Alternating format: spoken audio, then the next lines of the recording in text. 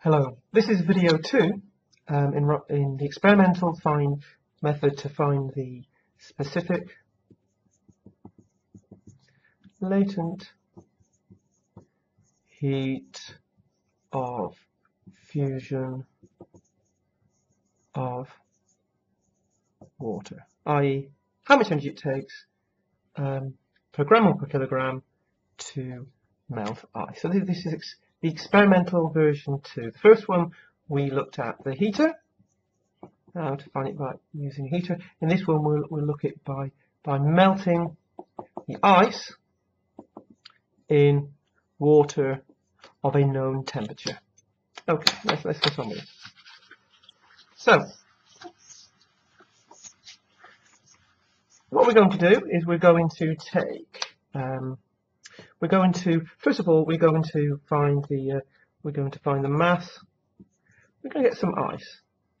We're going to get some ice, find its mass, and we're going to get some water, and we want the mass of the water, and we want the temperature of the water.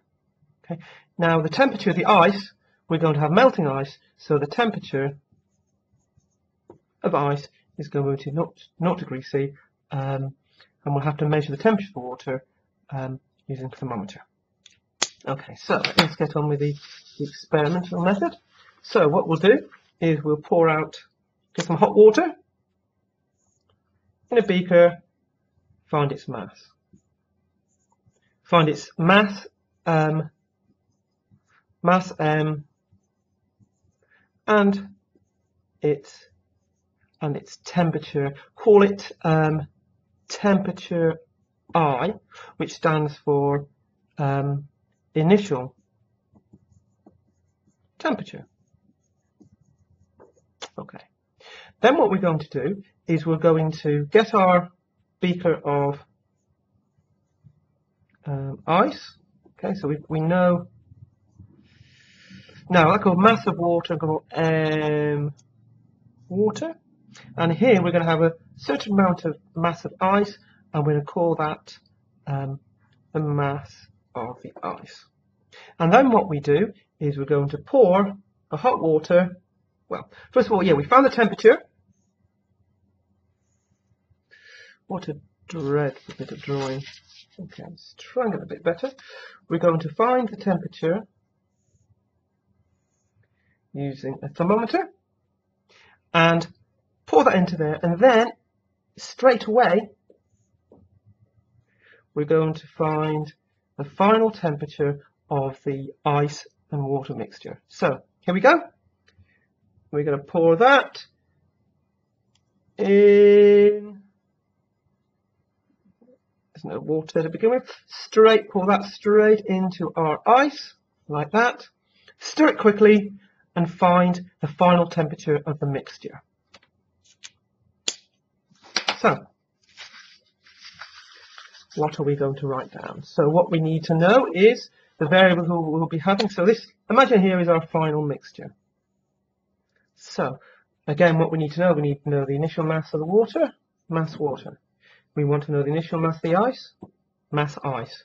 We want to know the initial temperature of the water, call that temperature initial.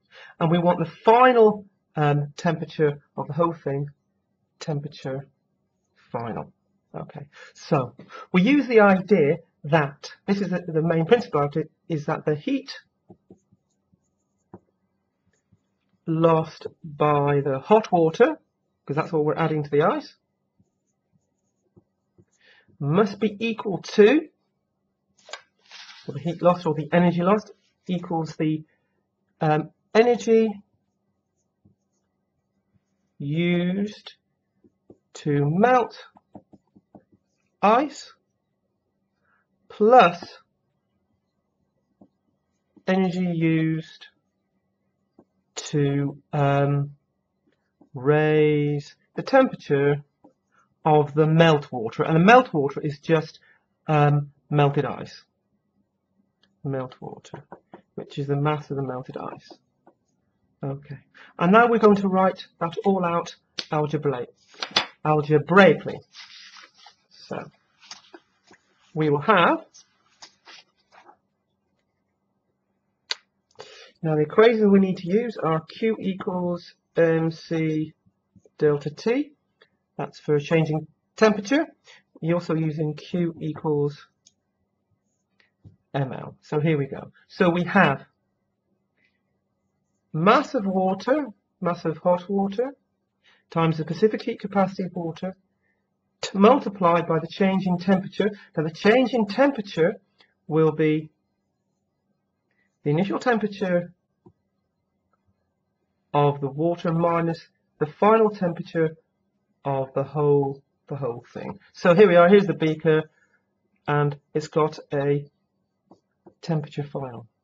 That's equal to the energy required to melt the ice, so that is the mass of ice multiplied by the latent heat of fusion, plus the energy required to raise the temperature of the meltwater, so that will be effectively be the mass of the melted ice times the specific heat capacity of water multiplied by the final temperature minus the initial temperature. But the initial temperature is just 0 because we're starting with meltwater. So that becomes like that, which can be written out mass water times specific heat capacity there of water, initial temperature minus the final temperature, that's initial temperature of hot water, equals mass of ice times latent heat of fusion plus mass of ice times specific heat capacity of water times the final temperature of the mixture. And then what you do is you put all the values you know into the equation, and then a little bit of simple rearrangement to give you the answer what you're looking for, which is L.